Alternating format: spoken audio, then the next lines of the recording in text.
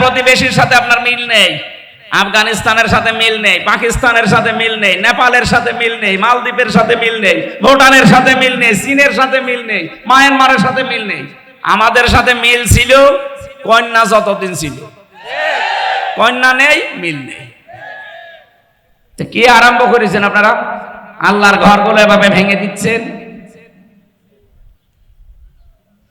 আবার বলে যে আমরা চট্টগ্রাম নিয়ে নেব। আরে দাদা, আপনি কি যৌতুক নেবেন নাকি? আর মেয়ে তো পালিয়ে গেছে, যৌতুক কিসের? পালানো মেয়ের কোনো যৌতুক আছে? না, ও মেয়ের বিয়েই তো আমরা মানি না। কারণ মেয়ে যার সাথে এতদিন আমরা বলতাম যে স্বামী স্ত্রীর সম্পর্ক, এটা তো একটা ভুয়া জিনিস। এটা ভুয়া না? কারণ যার সাথে গেছে তার সাথে তো আমাদের ধর্মে বিয়ে জায়েজ নেই। ওয়ালা তুনকিহুল মুশরিকিনা হাত্তা ইউমিনু, সূরা বাকারা 221 নম্বর আয়াতের মাঝের অংশে আছে। আল্লাহ পাক বলেন, যতক্ষণ মুশরিক পুরুষ মুসলমান না হবে, ঈমান না আনবে, তার সাথে মুমিনা নারীর বিয়ে করা জায়েজ নেই। এটা আমি বানালাম? বলেন। সুতরাং যার সাথে গেছে তার সাথে তো বিয়ে আমাদের ধর্মেই জায়েজ নেই। আপনি এতদিন খালি মিথ্যা কথা বলতেন যে আমাদের স্বামী স্ত্রীর সম্পর্ক। তারপরও দাদা যদি এখন মুসলমান হয়, যে বয়স দাদা, এ বয়সে মুসলমানই দিতে গেলে দেখা যাচ্ছে হাসামে গোড়া থেকে কেটে বাদ দিয়ে দিল, সব শেষ। আমার মনে হয় এখন আর হবে না। মুরব্বী বয়সে এখন যে অবস্থায় আছে ওইভাবে থাক। আর আমরা ও বিয়ে মানি না। যৌতুক তো আরো পরের কথা। আর আমাদের ধর্মে যৌতুক জায়েজ নেই। যৌতুক আছে আমাদের ধর্মে, সুতরাং এটা তো দেওয়ার প্রশ্নই আসে না। বাংলাদেশে আমিরে জামাত ডক্টর শফিকুর রহমান উনি ঘোষণা দিয়েছেন, এদেশের 1 ইঞ্চি না, হাফ ইঞ্চি জমির দিকে কেউ যদি উল্টা পাল্টা নজরে তাকায়, নিয়ে নেওয়া তো দূরের কথা, শুধু যদি উল্টা পাল্টা নজরে কেউ তাকায় তার চোখ তুলে ফেলা হবে। বাংলাদেশের ঐতিহ্যবাহী জেলা কুমিল্লা, শুধু এই নামের কারণে আপনারা বিভাগ পাননি, এবার হবে ইনশাআল্লাহ। বাংলাদেশের 17টা জেলা ছিল ঐতিহ্যবাহী পুরাতন জেলা, তার ভেতরে কুমিল্লা একটা। কিন্তু শুধু একজনের নামে, মোশতাক সাহেব, কি এমন করেছিলেন, তার কারণে আপনারা এটা পাননি। প্রায় 18 লক্ষ মানুষ এই জেলায় বাস করে। এদের সবার মনে দুঃখ দিয়েছে উনি। সামনে আপনাদের দুঃখ থাকবে না। কুমিল্লা নামে বিভাগ হবে ইনশাআল্লাহ।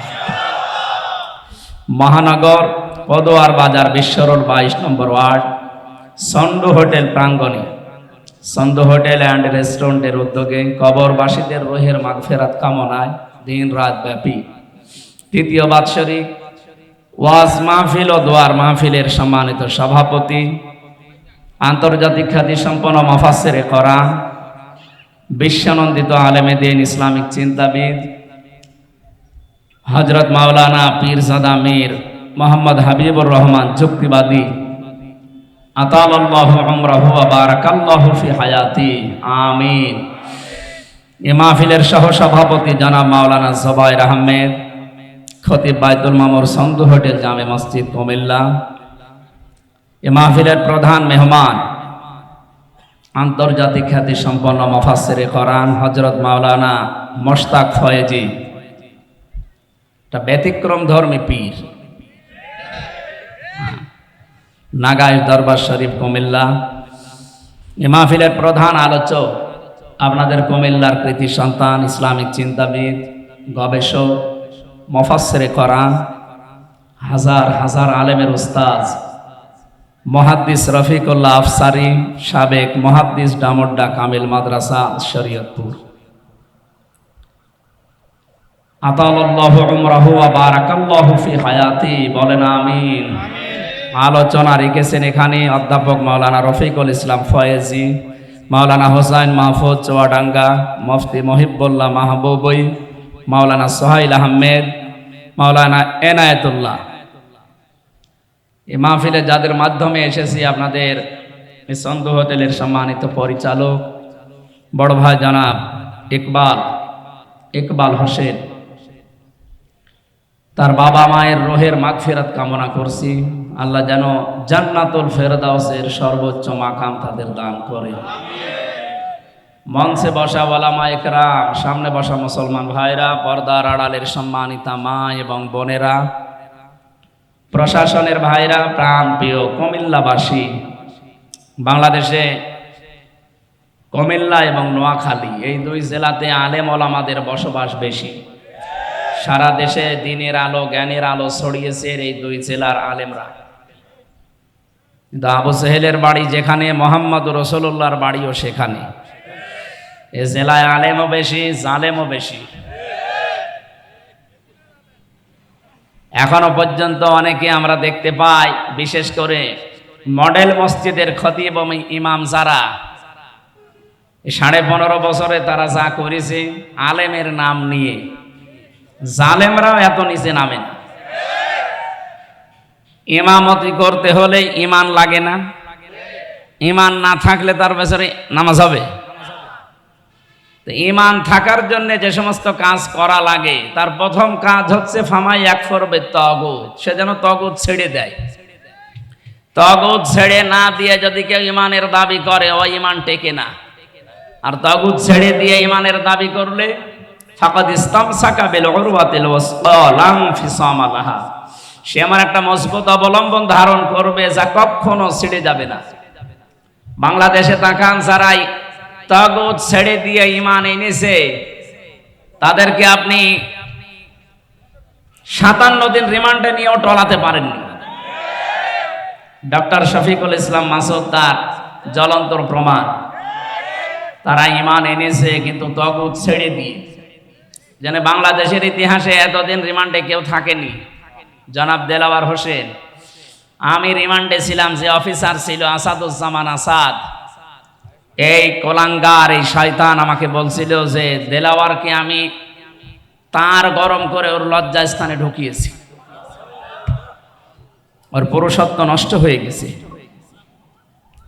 পরবর্তীতে চিকিৎসার মাধ্যমে আল্লাহ আবার ফেরত দিয়েছে। বলেন তো, এই মানুষগুলো এই যে 67 দিন 65 দিন যারা রিমান্ডে কাটিয়েছে, এত জুলুম, এত নির্যাতন, ফুটবলের মতো লাথি দিয়েছে 4-5 জন মিলে একসাথে, এত কষ্ট দিয়েছিল এই ভাইদেরকে, এরপরও তারা এক চুলও টলাতে পারেনি। কারণ তারা ইমান এনেছে তাগুত ছেড়ে দিয়ে। অথচ বাংলাদেশে বহু পীর, বহু আলেম, বহু ইমামকে আমরা দেখেছি তারা তাগুত ছেড়ে না দিয়ে ইমানের দাবি করত। এজন্য বাতাস পাল্টিয়েছে, তারাও পাল্টিয়ে গেছে। আমার কথা বোঝে নাকি না বুঝে খালি মাথা নড়াচ্ছে? আশা করছি আপনি বুঝেছেন। সুতরাং যাদের ইমানই নেই, মান রাআ মিনকুম মুনকারান ফালিয়ুগাইয়্যিরহু বিয়াদিহি ফাইল্লাম ইয়াস্তাতি' ফাবিলিসানিহি ফাইল্লাম ইয়াস্তাতি' ফাবিকলবিহি ওয়া যালিকা আযআফুল ঈমান, রাহুল বুখারী। হযরতে আবু সাঈদ খুদরি রাদিয়াল্লাহু তাআলা আনহু থেকে বর্ণিত, তিনি বলেন, কেউ যদি শরীয়ত বিরোধী, মানবতা বিরোধী কোনো কাজ দেখে, সে যেন হাতের দ্বারা এটা বন্ধ করে। হাত মানে শুধু এই হাত না, এটা ক্ষমতার হাত, আইনের হাত, প্রভাব প্রতিপত্তির হাত, টাকা পয়সার হাত। আপনি কি যে জায়গায় আছেন ওখান থেকে এই সমস্ত পর্যায়ে আপনাকে এটা বন্ধ করা লাগবে। যদি এটা না পারেন, মুখ দিয়ে প্রতিবাদ করা লাগবে। এদেশে আমরা অনেকেই মুখের প্রতিবাদের ভাষা ছিল, কিন্তু তারপরেও করি নাই। এটাও যদি আপনার অনুকূলে না থাকে, আয়ত্তের বাইরে যায়, তাহলে সর্বশেষ আপনাকে মনে মনে সিদ্ধান্ত নেওয়া লাগবে, পরিকল্পনা করা লাগবে কি করে অন্যায় বন্ধ করা যায়। দুঃখজনক হলেও সত্য, ইসলামের বিরুদ্ধে, মানবতার বিরুদ্ধে প্রকাশ্য অবস্থান নিয়েছিল জালেমরা। 3 নাম্বার যেটা পরিকল্পনা করে এটা বন্ধ করা যায়, এইটাও অনেক আলেম, অনেক ইমাম, অনেক পীর, অনেক মুসলমান করে নাই। অথচ আদাফুল ঈমান, আদাফ ইসমে তাফজিল, এর চাইতে নিচে আর ঈমান নেই। একেবারে দুর্বল পয়েন্ট এটা। এইটাও যাদের না থাকে, তাদের ঈমান থাকে কি করে? আরো তারা সহযোগিতা করতো কি করে এদের আরো বিপদে ফেলা যায়। শহীদ আল্লামা দেলাওয়ার হোসাইন সাইদি রহমতুল্লাহ আলাইহি এখানে আসতেন না আগে? আমি শুনেছি ওখানে উনি এখানে আসতেন। আমি যেখানে ছিলাম আজকে, এখানেই তিনি বিশ্রাম নিতেন। কোরআনের এই পাখি 50টা বছর বিশ্বের বহু দেশে কোরআনের আলো ছড়িয়েছে, অথচ তাকে যে মানুষগুলো মামলা দিয়েছিল আপনাদের এই পাশের জেলা চাঁদপুরে বাড়ি, রেজাউল হক মাইজ ভান্ডারি, লাকসামে বাড়ি, আল্লাহর ওলির বাড়ি লাকসা, আর আরেকজনের বাড়ি এই যে নজিবুল বশর মাইজ ভান্ডারি, এই দুইজন মিলে মামলা দিয়েছিল। কোথায় আজ তারা? কোরআনের পাখি আজকে যদি বেঁচে থাকতে কুমিল্লাতে শুধু একবার আসার দরকার ছিল, কুমিল্লার চেহারা পাল্টিয়েছিল। আল্লাহর এই ওলির সাথে জেলখানায় আমি দেখা হয়েছিল, আমার মাথায় হাত দিয়ে বলেছে কখনো সত্য কথা বলতে ভয় পাবা না। 10 মিনিট আমি ছিলাম তার কাছে, 10 মিনিটে আমার মনে হয় 50টা উপদেশ আমারে দিয়েছিল। কয়েকটা আমার মনে আছে, তার ভেতরে এইটা, পরিস্থিতি যত কঠিন হোক হেকমাতের নাম নিয়ে কখনো সত্য কথা বলতে পিছপা হবা না। এটা যেন আমি মরণ পর্যন্ত মানতে পারি, ডাইরেক্ট হোক আর ইনডাইরেক্ট হোক। বলেন আমিন। এই জন্য যারা ইমামতি করছে আমরা দেখতে পাচ্ছি অনেকের ইমানই নেই। জাতীয় মসজিদের ইমাম পর্যন্ত যদি পালিয়ে যায়, কি ইমাম উনি যদি ফ্রেশ থাকবে তো পালাবে কেন? কারণ উনি ইমান এনেছিল তগুতের সাথে সম্পর্ক করে, তগুত ছেড়ে দিয়ে না। বলেন তো, যে লোকটা নৌকা মার্কা নিয়ে দাঁড়াতে পারে তার ইমান কতটুকু থাকতে পারে? আমি ভাই কাটসাট কথা বলছি, আমি কিছু লোকাতে পারি না। যে লোকটা নৌকা মার্কা নিয়ে দাঁড়াতে পারে তার ইমান থাকার কথা, তার সম্পর্কই তো তগুতের সাথে।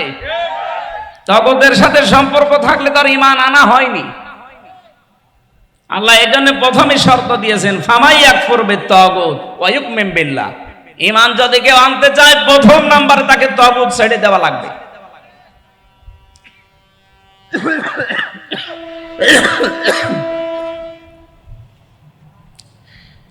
এজন্য এই ময়দানে আমরা যারা বসে আছি, আমরা যারা ইমান এনেছি, আমরা তগুতের সাথে সম্পর্ক তৈরি করি না, তগুত ছেড়ে দিয়ে ইমান এনেছি। কথা বলেন ঠিক কিনা? যে আল্লাহ আমাদেরকে দল মত জাতি বর্ণ ধর্ম নির্বিশেষে আজকে অনুষ্ঠানে নিয়ে আসলে খুশি হয়ে বলেন আলহামদুলিল্লাহ।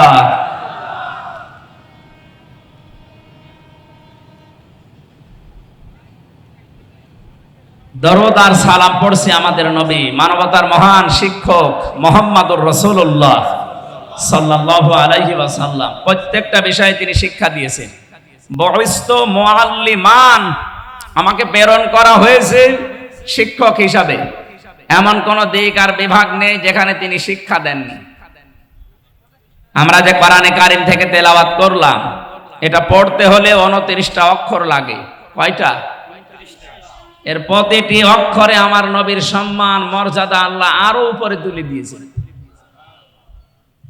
তাফসীরে খাজিনের ভেতরে আছে এই তথ্যটা। আলিফ দিয়ে আমার আল্লাহ জানিয়েছেন আমার নবী আহমদ, তিনি প্রশংসিত। বা দিয়ে আল্লাহ জানিয়েছেন আমার নবী বাশির, তিনি সুসংবাদদাতা। তা দিয়ে আল্লাহ জানিয়েছেন আমার নবী মুত্তাকি, তিনি পরহেজগার। সা দিয়ে তিনি জানিয়েছেন আমার নবী মুদ্দাসির, কম্বলওয়ালা। জিম দিয়ে তিনি জানিয়েছেন আমার নবী জামিল, সুন্দর। হা দিয়ে আল্লাহ বলেন আমার নবী হামিম, তিনি অন্তরঙ্গ বন্ধু। খ দিয়ে জানিয়েছেন আমার নবী খাতামান নাবিয়্যিন, আমার নবী শেষ নবী। এভাবে পড়তে পড়তে আপনি ইয়া চলে যাবেন। ইয়া দিয়ে আল্লাহ ডাক দিয়েছেন ইয়াসিন, হে নেতা। এটা পাবেন তাফসিরে কাবিরে, আল্লামা ফখরুদ্দিন রাজি রাহমাতুল্লাহ আলাইহি লিখেছেন। আল্লাহ পাক বলেন ইয়া হরফে নেদা, ইয়া মানে হে, সিন মানে সাজ্জেদ। সিন শব্দের 5টা অর্থ আমি ওখানে পেয়েছি। সিন মানে সাজ্জেদুল আলামিন, সিন মানে সাজ্জেদুল বাশার, সিন মানে সাজ্জেদুল কাউনাইন, সিন মানে সাজ্জেদুল আম্বিয়া, সিন মানে সাজ্জেদুল মুরসালিন। প্রতিটি শব্দের ভেতরে তিনি ব্যাখ্যা দিয়েছেন। আল্লাহ ডাক দিয়েছেন, ইয়াসিন, হে নেতা, আল্লাহর ঘোষণা দেওয়া নেতা এই দুনিয়ায় একজনই আছে। এটা যদি অনেকে দুনিয়ার বিষয় মনে করি এড়িয়ে যেতে চায় না, এটা দুনিয়ার বিষয় না, এ সম্পর্ক সব আখিরাতের সাথে। দুনিয়াতে যার নেতা ঠিক নেই ওই মানুষটা জাহান্নামে যাবে। সূরা হুদ 12 নম্বর পারা 12 নম্বর পৃষ্ঠার 1 নম্বর লাইনের 98 নম্বর আয়াত। এটা তাফসিরে ফি জিলালিল কোরআনে আছে। ইয়াকদুমু কওমাহু ইয়াওমাল কিয়ামাতি ফাআওরাদাহুমুন নার ওয়া বিসাল বিরদুল মাওরুদ। বলেন আল্লাহু আকবার। আমি যতগুলো তাফসিরে এর সাথে মিলিয়েছি এর বাংলা কথা এই, যে দলের নেতা জাহান্নামে যাবে ওই দলের কর্মীরা ওর সাথে জাহান্নামে যাবে। যদিও আয়াতে রুকুটা আল্লাহ ফেরাউন সম্পর্কে দিয়েছেন, ফেরাউন জাহান্নামে যাবে, ওর অনুসারী যারা ওর পেছনে ছিল সবাইকে আল্লাহ জাহান্নামে পাঠাবে। কিয়ামত পর্যন্ত সেই নেতা জাহান্নামে যাবে, ওর নেতৃত্বে যারা চলবে তারাও জাহান্নামী। এবার আপনি নিজেকে প্রশ্ন করে বলেন তো, এটা দুনিয়ার বিষয় হয় কি করে? ইয়াউমা নাদউ কুল্লা উনাসিম বিইমামিহিম, সূরা বানী ইসরাইলের 71 নম্বর আয়াত প্রথম অংশে আছে। আল্লাহ বলেন, কিয়ামতে মানুষকে আমি ডাক দেব তার নেতার সাথে। কেন দুনিয়ার বিষয় মনে করে নিজের কপালে আগুন লাগাচ্ছেন? এটা আখিরাতের বিষয়। এইটা আজ আমাদের দেশে ঠিক নেই, এই জন্যই তো চাঁদাবাজি এখনো বন্ধ হচ্ছে না। কি চাঁদাবাজি বন্ধ হয়ে গেছে? না। আপনি এমন নেতার পেছনে ঘোরেন যে নেতাও চাঁদাবাজ, কর্মীও চাঁদাবাজ।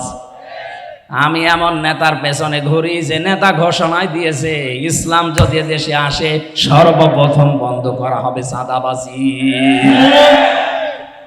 আপনি কিসের নেতা মানেন? আপনার নেতার দিকে তাকালে শয়তানের কথা মনে হয়, আমার নেতার দিকে তাকালে আমার আল্লাহর কথা মনে হয়। কি বেশি বলে ফেললাম? না না, বেশি হয়নি। এটা দুনিয়ার বিষয় মনে করে এড়িয়ে যাওয়ার কোনো সুযোগ নেই। কিয়ামতে বিচার ব্যবস্থা আল্লাহ বানিয়েই ডাকবে আপনার নেতার সাথে। আগে নেতা, এরপরে কর্মী। আপনার বিবেকে কি বলে? যেদিন আপনার নেতা সামনে থাকবে তার যে চেহারা সুরাত, তার যে চরিত্র আপনি না জানলেও আল্লাহ জানে না। কথা বলেন না কেন? ওরে দেখেই তো আল্লাহর রাগ হয়ে যাবে। আপনার পর্যন্ত আর যাওয়া লাগবে না। তোর সামনে যেটা আছে এটাই তো 2 নাম্বার, তুমি মনে হয় 3 নাম্বার। আপনার পর্যন্ত আর বিচারও করা লাগবে না, নেতাকে দেখে সাথে সাথে দিয়ে দেবে। এই জন্য কোরআনে কারিমে আমি যে আয়াত পড়েছি এর পরের আয়াতে আপনি দেখবেন সূরা নিসা 60 নাম্বার আয়াত, 59 নাম্বার আয়াত, রব্বুল আলামিন বলেন, ইয়া আইয়ুহাল্লাযীনা আমানু আতিউল্লাহা ওয়া আতিউর রাসূলা ওয়া উলিল আমরি মিনকুম। ওহে যারা ঈমানের দাবি করো, আমি আল্লাহর আনুগত্য করো, আমার রাসূলের ইতাআত করো, আর উলিল আমর তোমাদের ভেতরে যারা নেতা নেতৃত্ব দেয় তাদেরকে তোমরা মেনে চলো। কুমিল্লাবাসী কান খাড়া করে শোনেন, এই যে আতিউ, এটা ফেল, এটা ভার্ব, এটা ক্রিয়া। এই শব্দটা আল্লাহ নিজের নামে আর রাসূলের নামে দিয়েছেন, কিন্তু উলিল আমরের আগে তিনি দেননি। মুফাসসিরিন ইকরাম বোঝাতে চেয়েছেন আল্লাহ আর রাসূলকে মানা লাগবে, কোনো প্রশ্ন করা যাবে? আরো জোরে বলেন। আপনার বুঝে আসুক বা না আসুক মানা লাগবে, এইটাই ফাইনাল।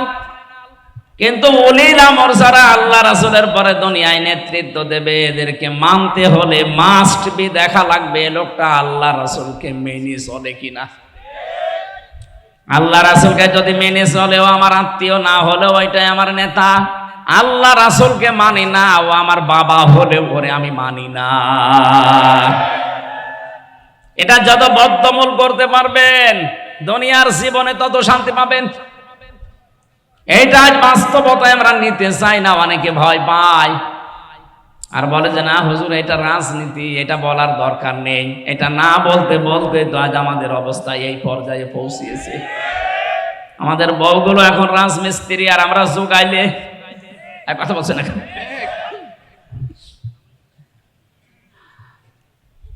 ইয়াসিন বলে আল্লাহ ডাক দিয়েছেন, হে নেতা।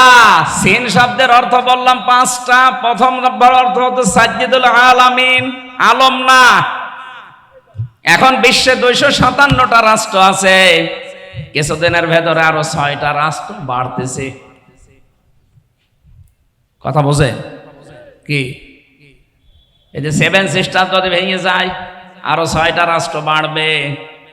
257 আর 6 কত হয়? কয়েকদিন পরে পৃথিবীর মানচিত্রে আপনারা দেখতে পাবেন 263টা রাষ্ট্র হয়ে গেছে। কারণ সেভাবে আপনারা পেছনে লেগেছেন, আপনারা ভাঙতে বাধ্য। এতদিন মুসলমানকে গরু খাওয়ার অপরাধে জবাই করেছেন, আমরা কিছুই বলি নাই, কিন্তু এখন আপনারা আল্লাহর ঘর ভাঙা আরম্ভ করেছেন। আপনার পূর্বপুরুষের দিকে তাকান। আব্রাহা আল্লাহর ঘর ভাঙতে এসে কাসফিম মাকুল হয়ে গেছে। এক কথা বলেন না কেন? আপনাদেরকে আল্লাহ ভুসি বানিয়ে ফেলবে, টুকরা টুকরা করে দেবে। আজকেও সকালে দেখেন একটা মসজিদ ভেঙেছে শয়তানরা। বিশ্বের দিকে তাকালে আমরা দেখি কেউ মাটির নিচে গ্যাস পায়, তেল পায়, সোনা পায়, লোহা পায়, আর শয়তানরা শুধু মন্দির পায়। আমরা যদি এখন বলি ঢাকার স্বামীবাগের ইসকন মন্দির 500 বছর আগে এখানে মসজিদ ছিল, আমরা ভেঙে দেব, কি করবেন আপনি? বাবরি মসজিদ ভুয়া, ধোয়া তুলে আপনি ভেঙে দিলেন। আজকে সকালবেলা এক হিন্দুর বক্তব্য শুনেছেন, মোদির বিরুদ্ধে এই লোকটা, ভারতে বাড়ি কলকাতায়। সে বলছে কেন এই ভুয়া ধোয়া তুলে মুসলমানদের কলিজায় আঘাত দিচ্ছেন? তাদের বাবরি মসজিদটা ভুয়া ধোয়া তুলে ভেঙে দিলেন। এখনো পর্যন্ত তাদের মসজিদগুলো, আল্লাহর ঘরগুলো ভাঙতেছেন। আমাদের দেবতাকে কেউ গালি দিলে যেমন লাগে, তাদের আল্লাহকে গালি দিলে ওই রকমই লাগে। সব হিন্দু খারাপ না, কিছু উগ্রপন্থী হিন্দু আছে যারা, তাদের জন্য আজ হিন্দুদের বদনাম হয়ে যাচ্ছে। এই জন্য ভারতে যারা শুধু উগ্রপন্থী হিন্দু বাদ দিয়ে যত ধর্মের লোক আছেন, যত জাতির লোক আছেন, তাদের এই মুহূর্তে অন্তত সতর্ক হওয়া দরকার। এই উগ্র হিন্দু জঙ্গি এদেরকে থামানো, নাই তো এদের জন্য আপনি কিন্তু বিশ্বের বুক থেকে বিচ্ছিন্ন হয়ে পড়বেন। একটা প্রতিবেশীর সাথে আপনার মিল নেই, আফগানিস্তানের সাথে মিল নেই, পাকিস্তানের সাথে মিল নেই, নেপালের সাথে মিল নেই, মালদ্বীপের সাথে মিল নেই, ভুটানের সাথে মিল নেই, চীনের সাথে মিল নেই, মায়ানমারের সাথে মিল নেই। আমাদের সাথে মিল ছিল কন্যা যতদিন ছিল, কন্যা নেই, মিল নেই। কি আরম্ভ করেছেন আপনারা? আল্লাহর ঘরগুলো এভাবে ভেঙে দিচ্ছেন। আবার বলে যে আমরা চট্টগ্রাম নিয়ে নেব। আরে দাদা, আপনি কি যৌতুক নেবেন নাকি? আর মেয়ে তো পালিয়ে গেছে, যৌতুক কিসের? পালানো মেয়ের কোনো যৌতুক আছে? না, ও মেয়ের বিয়েই তো আমরা মানি না। কারণ মেয়ে যার সাথে এতদিন আমরা বলতাম যে স্বামী স্ত্রীর সম্পর্ক, এটা তো একটা ভুয়া জিনিস। এটা ভুয়া না? কারণ যার সাথে গেছে তার সাথে তো আমাদের ধর্মে বিয়ে জায়েজ নেই। ওয়ালা তুনকিহুল মুশরিকিনা হাত্তা ইউমিনু, সূরা বাকারা 221 নম্বর আয়াতের মাঝের অংশে আছে। আল্লাহ পাক বলেন, যতক্ষণ মুশরিক পুরুষ মুসলমান না হবে, ঈমান না আনবে, তার সাথে মুমিনা নারীর বিয়ে করা জায়েজ নেই। এটা আমি বানালাম? বলেন। সুতরাং যার সাথে গেছে তার সাথে তো বিয়ে আমাদের ধর্মেই জায়েজ নেই। আপনি এতদিন খালি মিথ্যা কথা বলতেন যে আমাদের স্বামী স্ত্রীর সম্পর্ক। তারপরও দাদা যদি এখন মুসলমান হয়, যে বয়স, দাদা এ বয়সে মুসলমানই দিতে গেলে দেখা যাচ্ছে হাসামে গোড়া থেকে কেটে বাদ দিয়ে দিল, সব শেষ। আমার মনে হয় এখন আর হবে না। মুরব্বী বয়সে এখন যে অবস্থায় আছে ওইভাবে থাক। আর আমরা ও বিয়ে মানি না। যৌতুক তো আরো পরের কথা। আর আমাদের ধর্মে যৌতুক জায়েজ নেই। যৌতুক আছে আমাদের ধর্মে, সুতরাং এটা তো দেওয়ার প্রশ্নই আসে না। বাংলাদেশে আমিরে জামাত ডক্টর শফিকুর রহমান উনি ঘোষণা দিয়েছেন, এদেশের 1 ইঞ্চি না হাফ ইঞ্চি জমির দিকে কেউ যদি উল্টা পাল্টা নজরে তাকায়, নিয়ে নেওয়া তো দূরের কথা, শুধু যদি উল্টা পাল্টা নজরে কেউ তাকায় তার চোখ তুলে ফেলা হবে। আর এদেশের 18 কোটি মানুষ যদি জীবন দেয়, 36 কোটি দাদা নিয়ে জীবন দেবে। এক একজন অন্তত 2 জনের গলা চেপে ধরবো, এই কথা বলছে না কেন? ওদের মরণের খুব ভয়। আমি ভারতের বহু প্রদেশে গেছি, আমার তো আমার মনে হয় 16, 17, 18, 19 এগুলো সবই ওইদিকে কেটেছে। আমি কয়েক মাস ধরে পড়ে থাকতাম, ওদের বিভিন্ন প্রদেশে আমি গেছি। ওদের খুব ভয় মরণের, ওদের সাথে মিশে আমি যা দেখেছি খুব ভয় মরণের। ওয়ালা তাজিদান্নাহুম আহরাসান নাসি আলা হায়াতি ওয়া মিনাল্লাযিনা আশরাকু।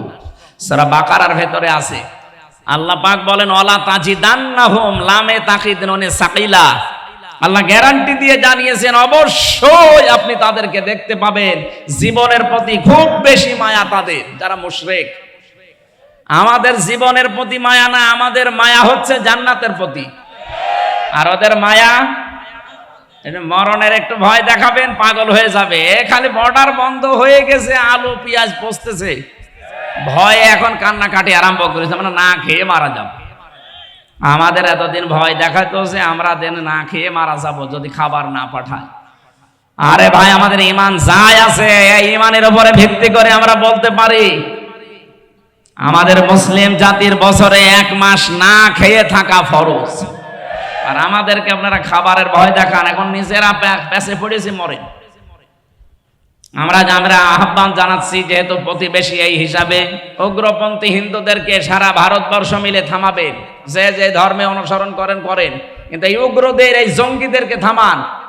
তামাম দুনিয়ার নিকৃষ্ট জাতিতে আপনাদের কিন্তু পরিণত করে দিচ্ছে। ডোনাল্ড ট্রাম্প পর্যন্ত 7-8 দিন আগে রেগে গেছে, কারণ খ্রিস্টান 2টা যুবতী মেয়েকে ভারতের মাটিতে ওরা একেবারে উলঙ্গ করে হাঁটিয়েছে। ট্রাম্পের এটা মনে নেই, ও যাতে মাতাল হলো তাহলে ঠিক আছে। এজন্য অলরেডি ঘোষণা দিয়েছে যে জানুয়ারির 20 তারিখে আমার শপথ নেওয়ার পরে আমার মেয়েকে যারা উলঙ্গ করে রাস্তায় হাঁটিয়েছে, আমার বোনকে, আমার মাকে, সেই ভারতের 16 লাখ লোক আমার দেশে আছে আমেরিকা, এখান থেকে সব পাঠিয়ে দেব। দাদার এবার ধুতি সামলাতে জীবন বের হয়ে যাবে। এই জন্য উল্টাপাল্টা জায়গায় হাত দিয়েছেন, এতদিন মিথ্যা ছড়িয়েছেন আমাদের দেশে সাম্প্রদায়িক সম্প্রীতি নেই, এখানে সংখ্যালঘু নির্যাতন হয়। এটা ডাহা মিথ্যা কথা। বলেন, ভয়েস অফ আমেরিকা, মাইক্রোসফট, এগুলো সব খ্রিস্টানরা চালায়। তাদের কথাগুলো শোনেন তো কি রিপোর্ট দিচ্ছে। আগস্টের 5 তারিখের পর থেকে আজ 4 মাস হয়ে গেল। এই দিনে সবচাইতে বেশি, এই 4 মাসে, এই 15.5 বছরের ভেতরে যারা অন্য ধর্মে আছে তারা সবচাইতে বেশি নিরাপদে আছে। আপনারা মিথ্যা ছড়িয়ে কি করবেন? এই তো আজ 4 দিন না 5 দিন আগে পঞ্চগড় এবং মাগুরা, এই 2 জেলা থেকে 2টা মহিলা গিয়েছিল ভারতে চিকিৎসা নেওয়ার জন্য। সাংবাদিক, ওই যে মলম সাংবাদিক, যেটা হকার, এই হকারের আর এক বন্ধু আছে, সে বলছে, বলেন আমার মেয়েকে বাংলাদেশে রেপ করেছে, আমাদের পূজা পার্বণ করতে দেয় না, আমরা আর টিকতে পারলাম না, এই জন্য আমরা চলে এসেছি। ও মেয়েটা পুরা উল্টিয়ে গেছে, কি বলিস? আমরা এসেছি আমার মেয়ের হাতের চিকিৎসা করাতে, আর কিসের পূজা পার্বণ করা? আগস্টের 5 তারিখের পর থেকে সবচাইতে বড় নিরাপদে আছি আমরা বাংলাদেশে। এই জন্য মিথ্যার কেউ এখন খেতে চাচ্ছে না, সব প্রমাণ হয়ে গেছে। সাম্প্রদায়িক সম্প্রীতির 1 নাম্বার দৃষ্টান্ত পৃথিবীর এই 257টা দেশের ভেতরে বাংলাদেশ। জোরে বলেন আল্লাহু আকবার। এই সম্প্রীতি কেউ নষ্ট করতে পারবে না। এদেশের সংখ্যালঘু বলে কিছু নেই, মাইনরিটি মেজরিটি কিচ্ছু নেই, আমরা সব এক। জন্ম যারা নিয়েছি এই দেশে, তারা এদেশের গর্বিত নাগরিক। কথা বলেন না কেন? সুতরাং এই উগ্রদেরকে থামান আপনারা, নয়তো সারা পৃথিবী থেকে বিচ্ছিন্ন হয়ে পড়বেন। যদি 7 সিস্টার ভেঙে যায়, যেহেতু বিশ্বে এখন 257টা 263টা রাষ্ট্র হয়ে যাবে, এই 263টা রাষ্ট্রের যেখানে আপনি বাস করেন সেখানে আপনাকে বিশ্ব নবীকে নেতা মানা লাগবে। এর নাম সাইয়্যিদুল আলামিন, আলম না। শুধুমাত্র এই পৃথিবীর এই 263টা রাষ্ট্র না, যত জগৎ আল্লাহ বানিয়েছে, কেউ যদি বলে আমি চাঁদের দেশে থাকি, সেখানেও আপনাকে নবীকে মানা লাগবে। কেউ যদি বলে আমি মঙ্গল গ্রহে থাকি, সেখানেও নবীকে মানা লাগবে। ইয়াতানাজ্জালুল আমরু বাইনাহুন্না, আল্লাহ পাক বলেন প্রতিটি আসমানে আমার বিধিবিধান নাজিল হচ্ছে, যেখানে যেই সৃষ্টি আছে তার জন্য ওইরকম বিধান আমি নাজিল করি। যেখানেই যাবেন আপনাকে নবী ছাড়া অন্য কাউকে আপনি মানতেই পারবেন না। 2 নম্বরে সাইয়্যিদুল বাশার, বাশার মানে মানুষ। কেউ যদি বলে আমি মানুষ, মানুষ পদবাচ্যে যারা বিবেচিত, মাস্ট বি তাকে নবীকে নেতা মানা লাগবে। শুধুমাত্র দুনিয়ার এই জগৎ না, মানুষ না, সাইয়্যিদুল কাউনাইন বলা হয়েছে 3 নাম্বার।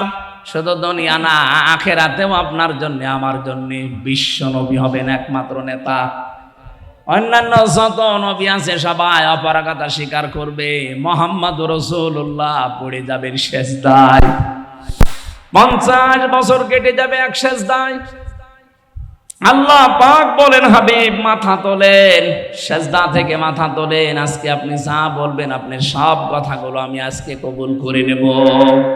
সুতরাং শুধু এ জগতে কাজে লাগছে তা না, মরণের পরও আমার নবীকে দরকার আছে না নেই? এখনো পর্যন্ত যারা রাজনীতি মনে করে কানে তোলা দিয়ে আছেন, কান একটু ছাড়ান, হাত সরান। শুধু দুনিয়া না, আখিরাতেও কাজে লাগবে। যার সিগনেচার ছাড়া, যার সার্টিফিকেট ছাড়া, যার সুপারিশ ছাড়া কেউ জান্নাতের গেটে যেতে, আরো জোরে বলেন। 4 নম্বরে শুধু আমাদের মানুষের না, উভয় জগতে না, সাইয়্যিদুল মুরসালিন, যাদের রাসূল আল্লাহ পাঠিয়েছেন তাদের জন্যও তিনি সাইয়্যিদ। 5 নম্বরে সাইয়্যিদুল আম্বিয়া, শুধু নবীদের না, শুধু রাসূলদের না, সবার জন্য তিনি ছিলেন একমাত্র নেতা। হযরতে মুসা আলাইহিস সালাম এত বড় পাওয়ারফুল নবী, আল্লাহর সাথে কথা বলতেন। তিনি যদি এখন বাংলাদেশে আসে আর কেউ যদি মুহাম্মদুর রাসূলুল্লাহকে বাদ দিয়ে মুসা নবীর আদর্শ গ্রহণ করে, নিছক সে জাহান্নামী। কথা বলেন না কেন? কি মনে করেন আপনি বলেন তো? মুসা নবীর মতো এত বড় পাওয়ারফুল নবী এখন যদি আসে, তাকে মেনে নিলে যদি আপনি জাহান্নামে যান, মুসা নবীর চাইতে আপনার বাবা, আপনার স্বামী, আপনার নেতা কি বড় নাকি? কাকে মানেন আপনি? এই মুহূর্ত থেকে যে উলিল আমরি মিনকুম যে ব্যাখ্যা বললাম, আতিউ শব্দটা আল্লাহ এই জন্যে দেননি, কারণ আল্লাহ রাসূলকে মানতে গেলে প্রশ্ন নেই, প্রশ্ন করলে আপনার ঈমান থাকবে না। কিন্তু উলিল আমর যারা দুনিয়াতে যারা নেতৃত্ব দেবে আল্লাহ রাসূলের পরে, সে যেই হোক, আগে দেখতে হবে লোকটা আল্লাহ রাসূলকে মানে কিনা। বুঝেছেন কিনা বলেন এ পর্যন্ত? বুঝেছেন? আপনারা বুঝলে শুধু হচ্ছে না, আমার এগুলো তো বুঝবে। যতদূর পর্যন্ত এই আওয়াজ যাচ্ছে, রেকর্ড হচ্ছে, তামাম দুনিয়া ছড়িয়ে যাচ্ছে, সবাইকে উদ্দেশ্য করে বলছে আপনার বিবেকটা কাজে লাগাবেন। আল্লাহ আমাদেরকে বিশ্ব নবী মুহাম্মদুর রাসূলুল্লাহ একমাত্র আদর্শ মেনে চলার তৌফিক দাও, বলেন আমিন। ইয়াউমা ইযিল্লা তানফাউশ শাফাআতু ইল্লা মান আযিনা লাহুর রাহমানু ওয়া রাদিয়া লাহু কওলা। সূরা তাহা 16 নম্বর পারা 18 নম্বর পৃষ্ঠা 10 নম্বর লাইনের 109 নম্বর আয়াতে আছে। আল্লাহ বলেন সেদিন সুপারিশ কাজে লাগবে না, যার কথা শুনতে আমি আল্লাহ রাজি না হব এবং যার প্র্যাকটিক্যাল লাইফের উপরে আমি আল্লাহ রাজি না থাকব। কুমিল্লাবাসী, নবীজির সুপারিশ যদি আমি আপনি পেতে চাই, আমার জীবনকে আগে পাল্টাতে হবে। জীবন পাল্টানোর যতগুলো নিয়ম নীতি আছে কোরআনে আমি 500 নিয়ম পেয়েছি, তার ভেতরে আজকে একটা বলছি। আমার আলোচনার বিষয় আজকে আমানাত। কি বললাম? বলেন বলেন। মানব জীবনের একটা গুরুত্বপূর্ণ পাঠ এটা। পুরা কোরআনে এরকম 500টা পাঠ আছে, এর ভেতরে আজকে আমি একটা বলছি, আমানাত। শব্দটা শুনতে যত সহজ মনে হচ্ছে, বিষয়টা অত সহজ না। এর ভেতরে আমার মনে হয় দুনিয়া আখিরাত সব আল্লাহ লুকিয়ে রেখেছেন। আমানত এমন একটা গুরুত্বপূর্ণ বিষয়, নবী মুহাম্মদুর রাসূলুল্লাহ জানিয়েছেন কিয়ামতের আগে দৃশ্যটা দুনিয়ায় এমন হবে, মাইকিং করেও একজন আমানতদার মানুষ খুঁজে পাওয়া যাবে না। আমার মনে হয় সেই সময় এখন প্রায় চলে এসেছে। আপনি তাকান, এখন মাইকিং করে একটা আমানতদার মানুষ খুঁজে পাওয়া যায় না। অথচ একটা মানব জীবনের গুরুত্বপূর্ণ পাঠ, নবীজিকে মানুষ আমানতদার এই শব্দটা বলে আরবে ডাক দিত। আমানতদার বলতো না, আল আমিন, আস সাদিক, এমনি এমনি বলে নাই। সে জীবনে এত বেশি আমানতের দায়িত্ব পালন করেছেন, নিজের জামাই হযরতে আলীকে মরণের বিছানায় রেখে গেছে, তারপরও আমানতের দায়িত্ব ভুলে যাননি। যেদিন তার বাড়ির চারিদিকে ৪২ জন কাফের রাঙ্গা তরবারি নিয়ে দাঁড়িয়ে আছে, বিশ্ব নবী ডাক দিয়ে বললেন, আলী, চারিদিকে ওরা দাঁড়িয়ে আছে আমাকে হত্যা করার জন্যে। ওই যে ঘরের ভেতরে টোপলা দেখতে পাও, ওগুলো সবই ওদের, যারা আমাকে হত্যা করার জন্য এসেছে। আমি আল্লাহর আদেশ পেয়েছি, এ মুহূর্তে যদি আমি চলে যাই তাহলে আমার আল আমিন নামের কলঙ্ক হয়ে যাবে। আমানতদার আমি, ওরা নিজেরাই আমাকে ডাকে, তাহলে এই আমানতদারের কলঙ্ক হয়ে যাবে। তুমি আমার বিছানার উপরে চাদর মোড়া দিয়ে শুয়ে থাকো, সকালবেলা ওরা এসে যখন আমাকে পাবে না, পাবে তোমাকে। তুমি তখন পাওয়ার সঙ্গে সঙ্গে, যেহেতু নেতার চাইলে তোমারে হয়তো কিছু বলবে না, তুমি সঙ্গে সঙ্গে আমানতের দায়িত্বটা পালন করার পরে ৩ দিনের মাথায় মদিনায় আমার সাথে দেখা করবা। ও বাংলার মুসলমানেরা, চিন্তা করেন তো এই কঠিন মুহূর্তে, যেখানে জীবন মরণ নিয়ে টানাটানি, সেখানেও নবীজি আমানতের দায়িত্ব ভোলেন নাই। নিজের জামাইকে মরণের বিছানায় রেখে যাচ্ছেন, অথচ আপনি কি করলেন? এ বিশাল আমানতটা জনগণ আপনাকে দিতে চায়নি, তারপর আপনি নিজে নিজে আমানতদার সেজেছিলেন। কথা বলে না কেন? তিনটা নির্বাচনে আমরা কেউ তাকে জোর করে দিতে চাইনি, তিনি জোর করে আমানতের দায়িত্বটা নিয়েছিলেন। কি করলেন নিয়ে? এই যে চলে গেলেন, কত ঋণ আমাদের মাথার উপরে দিয়ে গেলেন আপনি। এখন এই দেশে একটা মানুষ জন্ম নিলে কমপক্ষে ১,১০,০০০ টাকা তার মাথার উপরে ঋণ। রিপোর্ট দেওয়া হচ্ছে এই দেশে প্রতি বছরে, এই ১৫.৫ বছরে, প্রত্যেক বছরে ৪২,০০০ কোটি টাকা শুধু পাচার হয়েছে। এক দরবেশ সেই টাকা মেরে খেয়েছে ৩৬,০০০ কোটি। এস আলম একটা কোলাঙ্গার, ইসলামী ব্যাংক থেকে ৮০,০০০ কোটি টাকা মারিং কাটিং করেছে। এখন অনেককে বলতে শোনা যাচ্ছে, তারা কোন নিয়তে বলছেন আমরা জানি না, যে ইসলামী ব্যাংক একদল নাকি ডাকাতি করেছে। কিসের ডাকাতি? যারা বানিয়েছিল তারা হাতে নিয়েছে। ইসলামী ব্যাংক আপনি বানিয়েছেন, এর প্রতিষ্ঠাতা যারা, তাদের দিকে তাকান। ইসলামী ব্যাংক এখন তার মায়ের কোলে ফিরে গেছে। কথা বলেন না কেন? এতদিন তো ডাকাতি হয়েছিল, সেখান থেকে মায়ের কোলে ইসলামী ব্যাংক ফিরে গেছে। যাদের চরিত্র ওই রকম, তারা ওই রকম কথা বলতে পারে, যাদের চরিত্রের ভেতরে ওই রকম মারিং কাটিং। কথা বলছেন না কেন? আমরা তো ঘোষণায় দিয়ে দিয়েছি আমাদের চরিত্রের ভেতরে কোনো মারিং কাটিং করার অভ্যাস নেই। যদি দেখাতে পারেন যে ১ টাকা কেউ মেরে খেয়েছে, শুধু প্রমাণ দেন। কি করে দেখেন, 2টা মন্ত্রী ছিল, ১ টাকা পর্যন্ত দুর্নীতি করেছে, প্রমাণ আজও কেউ দিতে পারেনি। এরপরে আবার কি দেখানো লাগবে আপনাকে? বলে কিছু দেখান। কি দেখাবো এর চাইতে?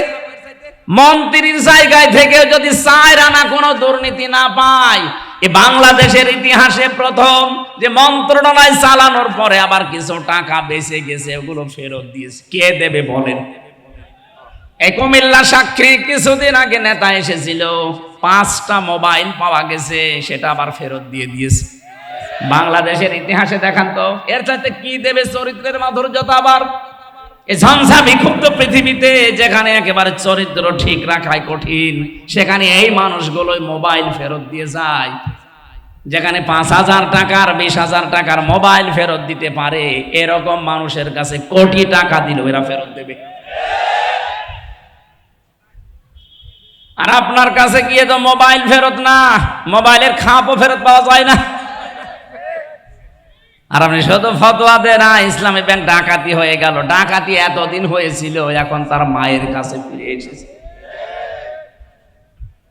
নিজে তো একটা ব্যাংক বানাতে পারেন না, একজন বানিয়েছে, সেটা শুধু কিভাবে মারিং কাটিং করে খাবেন সেই পদ্ধতি আছে। নিজে একটা কিছু তৈরি করে জাতিকে দেখান, একটা সুসও তৈরি করতে পারে না, সে ফতোয়া দেয়। আর এরা কি তৈরি করছে আপনি চিন্তা করেছেন? আপনি ঢাকার দিকে আজ 2-3 দিন যেটা চলছে, অন্য দেশের অন্য বলতে কি বিশ্বের সবচাইতে বড় বড় বিশ্ববিদ্যালয়ের প্রফেসররা এসে দৃশ্যগুলো দেখে তারা আশ্চর্য হয়ে গেছে যে এইগুলো তো করে বাইরের দেশে, আমরা দেখি রাষ্ট্রের পক্ষ থেকে, আর এই দেশে মাত্র একটা ছাত্র সংগঠন এত বড় কাজ করছে। এদের রাষ্ট্রের বাজেট দেওয়া দরকার। দেশ এমনি দাঁড়াবে, শুধু বায়ান দিয়ে দেশ দাঁড়ায় না, কাজ করা লাগে। চরিত্রের সর্বোচ্চ পর্যায়ে তারা পৌঁছাচ্ছে সবকিছু দিয়ে, আর আপনি আদর্শ দিয়ে মোকাবেলা করতে পারেন না, শুধু উল্টাপাল্টা ফতোয়া দেন। জনগণ এখন আর ওই আগের 5 তারিখের আগে নেই, অনেক আগে আগস্টের 5 তারিখ পার হয়ে গেছে। কথা বলেন না কেন?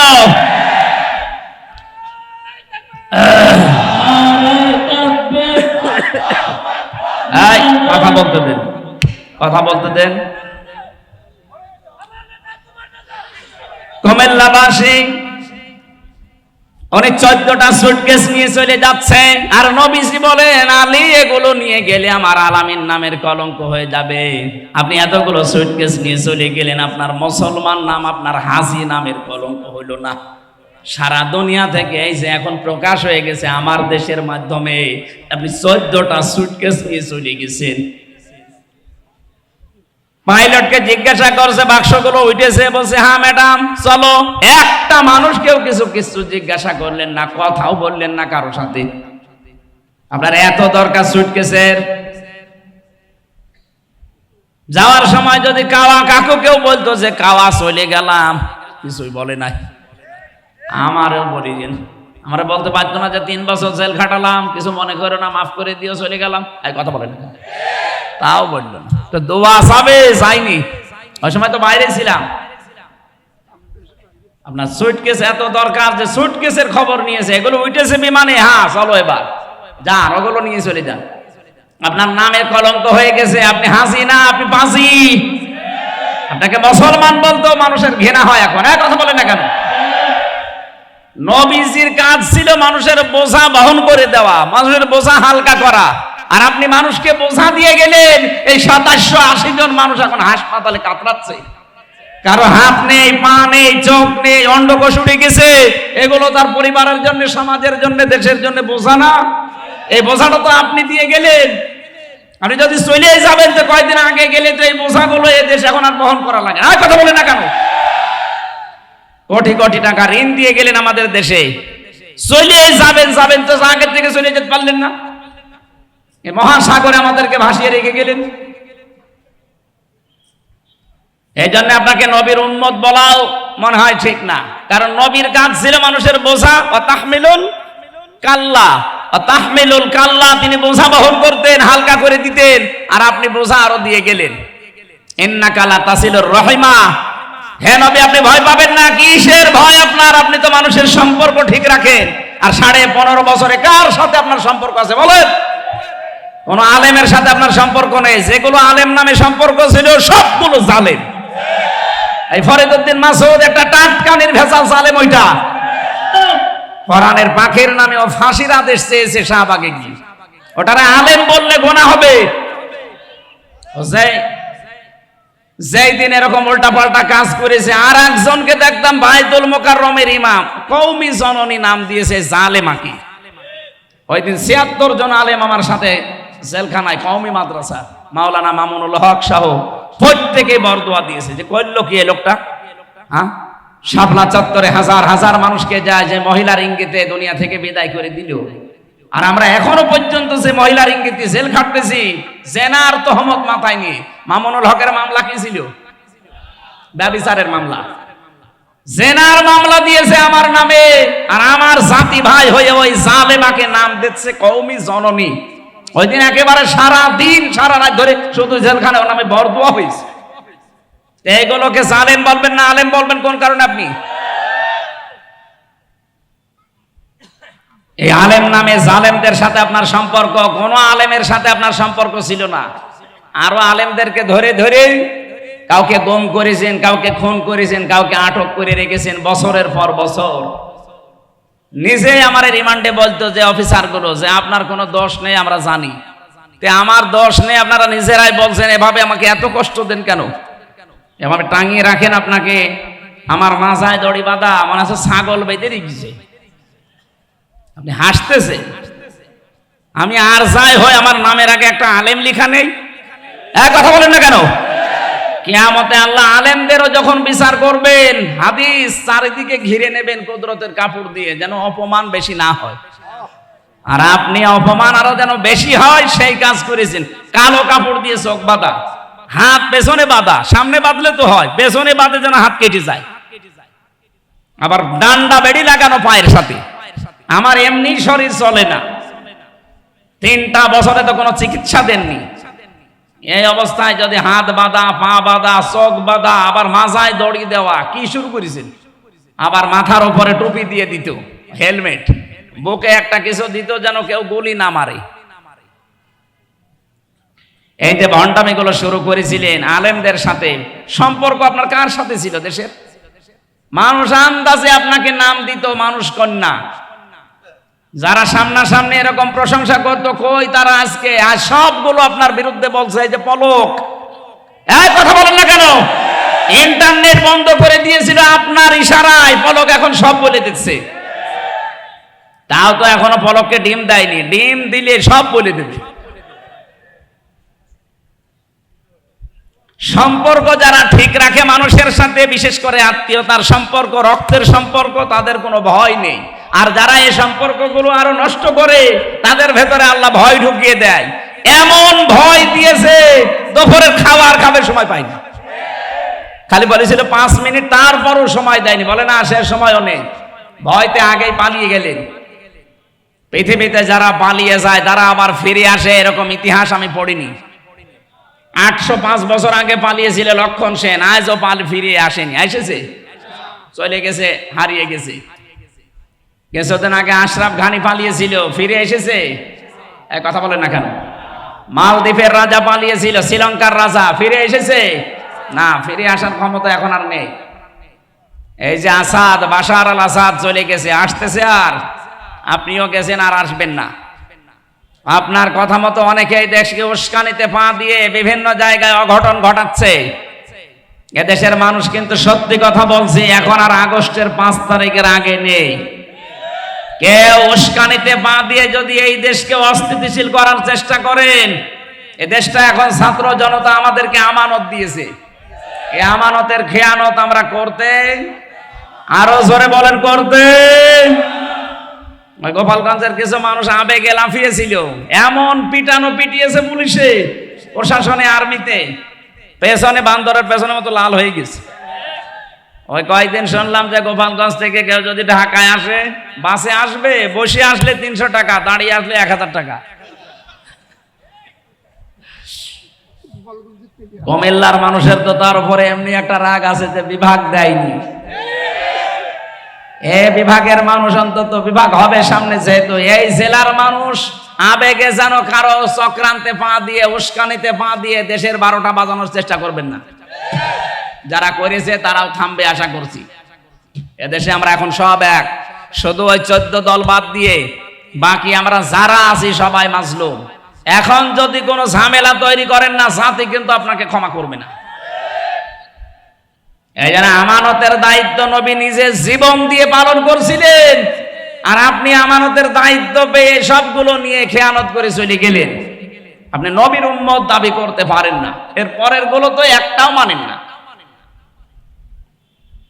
আল্লাহ রাব্বুল আলামিন বলেন, ইন্নাল্লাহা, অবশ্যই আমি আল্লাহ, ইয়া'মুরুকুম, তোমাদেরকে আদেশ করছি, আন তুআদ্দুল আমানাতি ইলা আহলিহা, তোমাদের যাবতীয় আমানতকে তার প্রাপকের কাছে পৌঁছিয়ে দেবা। এখানে গচ্ছিত যে আমানতটা আছে এইটার কথা বলা হয়েছে।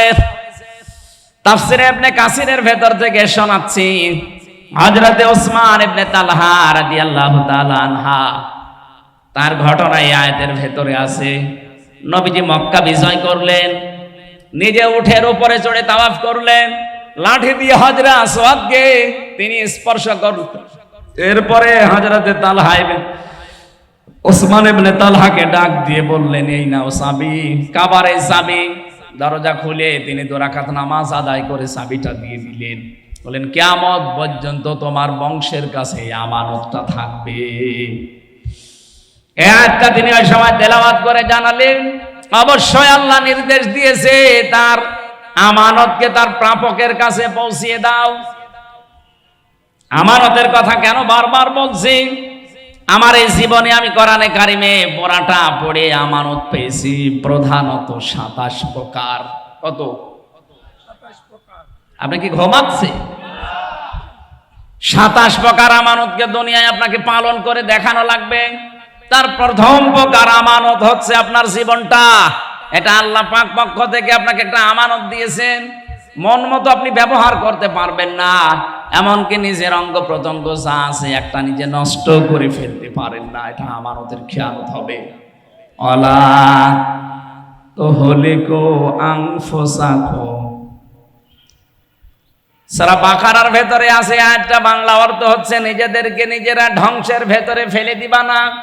সুতরাং এই বডিটা যেহেতু আল্লাহর পক্ষ থেকে আপনার কাছে আমানত, এই আমানতটা রক্ষা করার জন্য অবশ্যই এই বডির খেয়াল রাখা লাগবে। যারা এই বডিকে নষ্ট করে ফেলেন, বিড়ি সিগারেট, এরপরে এই যে গাঁজা খেয়ে, মদ খেয়ে, নেশা ভান করে আপনি কিন্তু ধরা খেয়ে যাবেন। এখন থেকে সতর্ক হয়ে যাবেন, আমার এই বডিটা আল্লাহর আমানত, আমি এই বডিটা নষ্ট হয় এমন কোন কাজ বলেন বলেন। চোখ আপনার কাছে আমানত, এমন দিকে তাকাবেন না যেখানে তাকালে আমানতের খেয়ানত হয়। আজ অনেক মানুষ আমার মোবাইলে মেসেজ পাঠায়, হুজুর 2 বছর বিয়ে হয়েছে, নিজের বউ আর ভালো লাগে না, অন্যের বউ দেখলে খুব ভালো লাগে। এটা একটা রোগ। এটা কি? এটা ভালো লাগার পেছনে কারণ আছে। আমি 2টা ঔষধ বলছি, এখন থেকে শুরু করে মরণ পর্যন্ত মাত্র 15 দিন একটু মেনে চলেন, দেখবেন 15 দিন পরে অন্যের বউ দেখলে আপনার মেজাজ খারাপ হয়ে যাবে, নিজের বউ দেখলে আপনার আকর্ষণ বাড়বে। কোরআনে কারীম সূরা নূর 18 নম্বর পারা 12 নম্বর পৃষ্ঠার 7 নম্বর লাইনে 30 নম্বর আয়াতে আছে ঔষধ। কুল্লিল মুমিনিনা ইয়াগুদ্দু মিন আবসারিহিম ওয়া ইয়াহফাযু ফুরুজাহুম যালিকা আযকা লাহুম ইন্নাল্লাহা খাবীরুম বিমা ইয়াসনাউন। রব্বুল আলামিন বলেন, নবী আপনি মুমিন পুরুষদেরকে বলেন তারা যেন চক্ষুকে নিম্নগামী করে রাখে পরনারী দেখলে।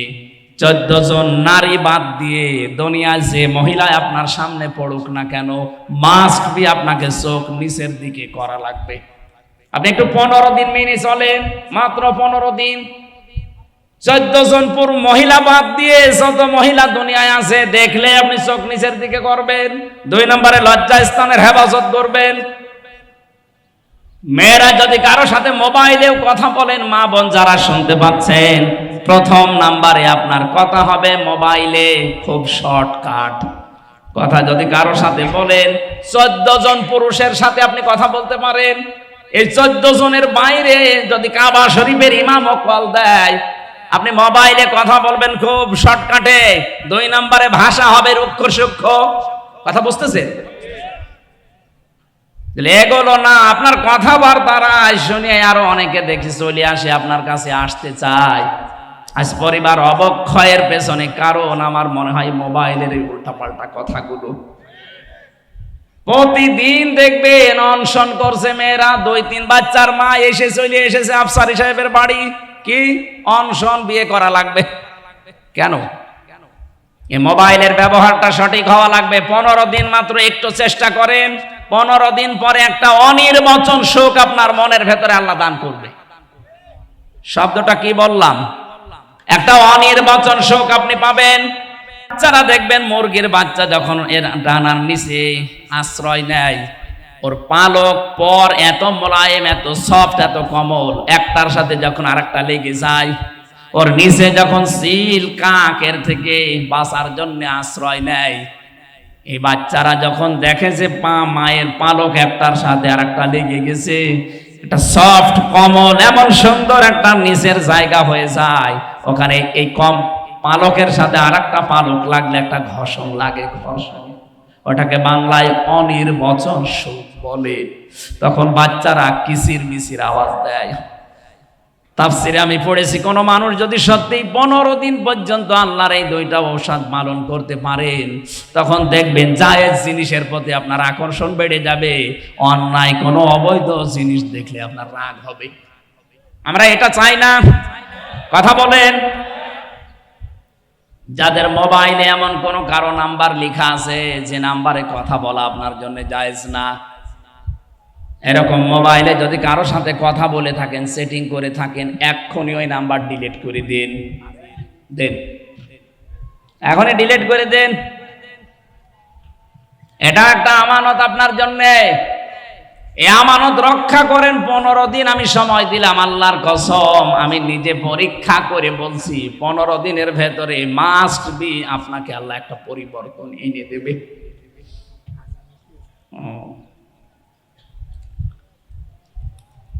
আমানতের ব্যাখ্যায় যতগুলো বিষয় আমি পড়েছিলাম, 27টা একটা একটা করে বলতে গেলে সময় চলে যাবে। এখন যেহেতু আমার পরে এখনো আলোচক আছে, তারা কথা বলবেন, আর আমার আবার আরেকটা অনুষ্ঠান মাগরিবের পরে আছে। আমি আমার শ্রদ্ধেয় বড় ভাই যে মুহাদ্দিস রফিকুল্লাহ আফসারী সাহেবের লেখা, উনি তো বহু বই লিখেছে, মনে হয় আমি একটা লিস্ট করেছিলাম 53টা। আজকে আমাকে একটা বই উপহার দিচ্ছে, এটা খুতবার বই, জমার খুতবা, এটা সম্পূর্ণ সৃজনশীল খুতবা। আমি বইটা পড়বো, আমি আশা করছি, ভাইয়ের কাছে চেয়েছিলাম, উনি আমাকে উপহার দিয়েছে। আপনারা সুযোগ পেলে বইটা ওনার গাড়িতে থাকতে পারে, শিক্ষিত মানুষ বিশেষ করে ইমাম যারা, খতিব যারা, তাদের জন্য এটা লাগবে। আমি যেহেতু নিতে চাচ্ছি, আপনারাও নেবেন। এই আমার ড্রাইভার কই, এই বইটা গাড়িতে রাখো। সম্মানিত ভাইরা, এরপরে হাকামতুম বাইনান নাসি আন তাহকুমু বিল আদলি, এই শব্দগুলো ছিল, আমি আর আগাতে পারলাম না সামনে। আগামীতে আমাদের এই অনুষ্ঠান আবার হবে প্রতি বছরে বছরে ইনশাআল্লাহ। এরপরে সামনে আশপাশে কোনো জায়গায় যদি মাহফিল থাকে আমরা কথা বলবো। আজকের মতো আমরা এই আয়াতটা অসম্পূর্ণ রেখে বিদায় নিলাম। নামাজ পড়েন, এখানেই নামাজ পড়েন, আর বেশি সময় নেই।